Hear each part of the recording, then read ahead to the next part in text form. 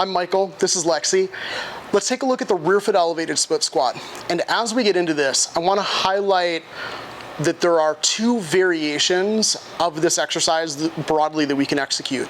We can execute this with an emphasis on the quad, which is gonna mean we want a lot more movement in the knee. We want that knee to get into the deepest flexion we can get to, or we can emphasize the glute, in which case we're gonna try to close the hip as much as we can. So I'm gonna have Lexi demo both versions for us. First the quad version, then the glute version, and we'll talk about a couple of details as we go. So I'm gonna have Lexi set up. As a starting point, Lexi, sit on the bench, reach 1 foot out away from you, mark that big toe spot with the PVC, and then go ahead and stand up.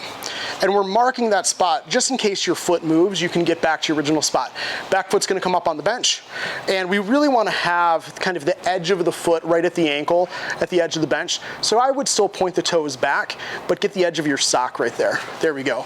PVC is for support, and then I would probably put it in the hand opposite of the front foot, which is where Lexi just moved it to. So our quad version, Lexi is gonna initiate by pushing her front knee forward and then trying to sit as close to straight down as she can go, and that front knee is going to come as far forward as it wants to, ideally without that front heel coming up, right? So this is Lexi's bottom position when we're after mostly quad. Come on up, and let's go for two more reps there. Very nice, and one more. Great. So there is our, go ahead and rest the back leg. So that's our quad focused version of the rear foot elevated split squat. When we want to load that, we could load it in a few different ways. You could load it with a single kettlebell or dumbbell, either in the hand opposite of the front leg or on the same side as the front leg.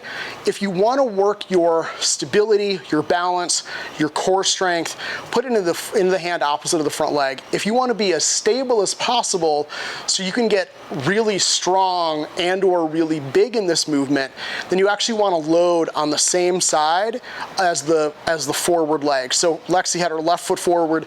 For quad gains, she would put in her left hand. For stability gains, she'd put in her right hand. I also want to highlight, people, please, don't be shy about holding on to something unless you're doing this as a stability exercise.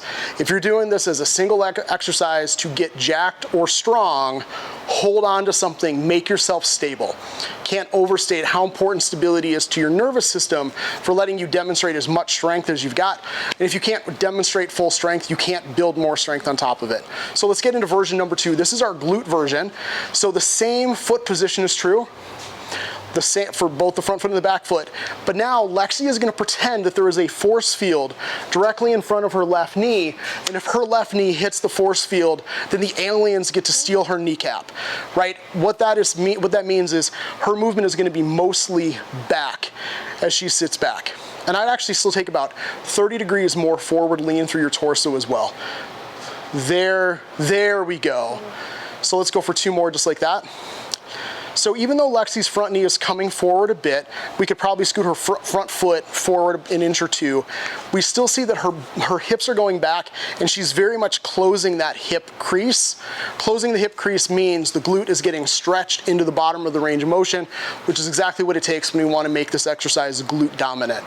So again, quad, knee is going to come pretty far forward, we're going to stay more upright. Glute, knee is going to stay a little bit more back, hips go back, and we allow a little more lean.